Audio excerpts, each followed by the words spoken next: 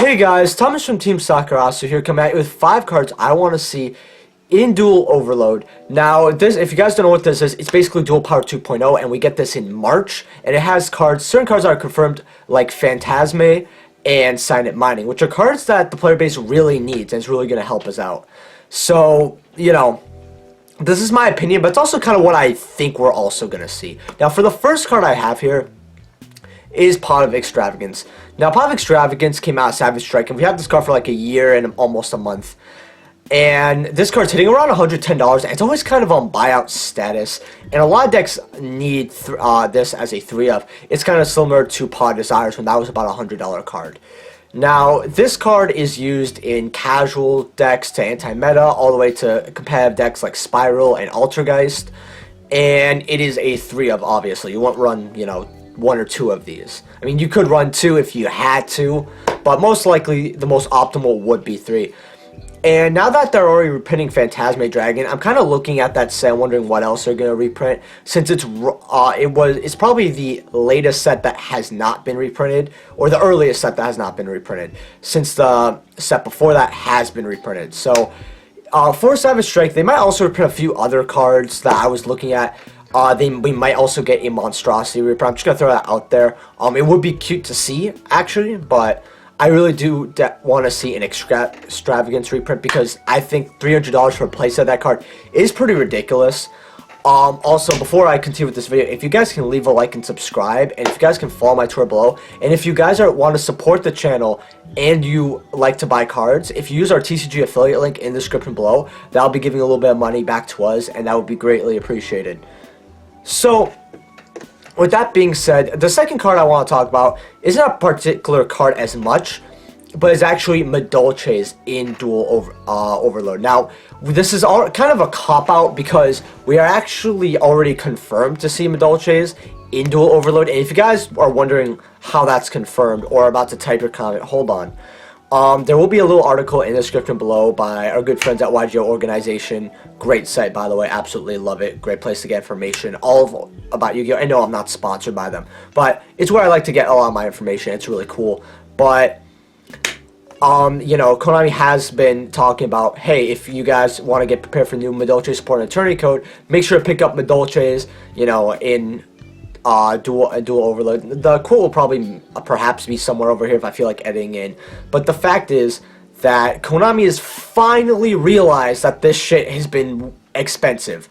I mean, the secondary market of 2019 and MADOLCHE's have had so many buyouts that's not even funny. I remember Chocolate Moon hitting $100 like twice. And the best part about MADOLCHE's and certain MADOLCHE cards is a reprint is going to kill some of them. Like Chocolate Almond getting reprinted, regardless of the rarity, as an Ultra again or a Secret, will make the original at max $3. That is at least my prediction here. I might be wrong. But that would really help players out that want to play MADOLCHE, because I've heard so many times, especially in my own comment section, how many people want to play MADOLCHE's, but they don't want to pay those prices. By the way, if you guys are wondering about me, I love MADOLCHE, but I've had them since Return of the Duelist, so I've gotten them when they got released. So the only card I've actually spent more money than I probably should have was Angeli, and to be honest with you, I love the deck, so I don't really regret it. I've played with those Angelis for like 5 years or so it's not really too big of a deal. I remember I got them when they were 40s, kind of a little bit after Primal Origin came out, if you guys are just curious on that. But I'm really hoping that we see like at least 2 or 3 MADOLCHE cards in Duel Overload, and they don't just throw us like one bone. I really think they're going to throw us at least probably around 3 reprints. I would assume that it's going to be Chocolate Almond, Angeli, and Magileine, possibly getting upgrades for certain cards like Chateau and Messenger Lotto. If they had Konami, if you give me a Super Chateau, if you just give me a Super Chateau, I will be so happy. You have zero idea. I mean, I've actually played with the same commons for like 7 years now. I'm surprised that they're pretty close to near mint still. Very shocked. But yeah, I would absolutely love that. But yeah, if you guys want to read where I got that from, it will be in the description below, by the way. Just mentioning that again. And I really hope that we see a lot of MADOLCHE cards reprint. I just hope they don't throw us 1 or 2 and says, you know, this will be good enough. But honestly, I guess 1 or 2 reprints is better than none, because I think, like everyone else, I think that they weren't going to reprint MADOLCHEs. But I guess Konami finally is, and that makes me quite happy. Now, the third card I have here is Invocation. Now, I'm not going to talk about this stupid card for very long. It's on buyout status so bad. At the making of this video, super rares are about $38 to $40 from Shadows of Valhalla. And I know that nobody with common sense in this game is paying $40 for that card. With CHATEAU's Invoked winning, what's called, I think it got 3 places at USD Tesla. I'm not too sure. But I know it got 2nd place, CHATEAU Invoked. And a lot of people are looking to play CHATEAU Invoked as well. Because the deck, especially with Cross Sheep, is absolutely insane. And I think this card is in desperate need for a reprint, since even coming out of Valhalla, it was always a $5 card when it came out. My team got its playset for $15, which we're probably gonna sell, honestly. And it slowly rose up to a $10 card, so it was a great reprint, but it didn't do as much justice. It wasn't as accessible to certain players, but then it just spiked up.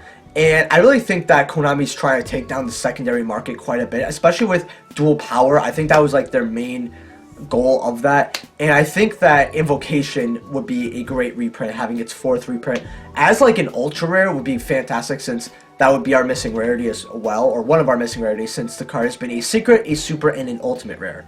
So, oh, by the way, very off topic, if you got your ultimate rares when they were like 35, 40, heck 50, you really did win. You really did win. So, great job.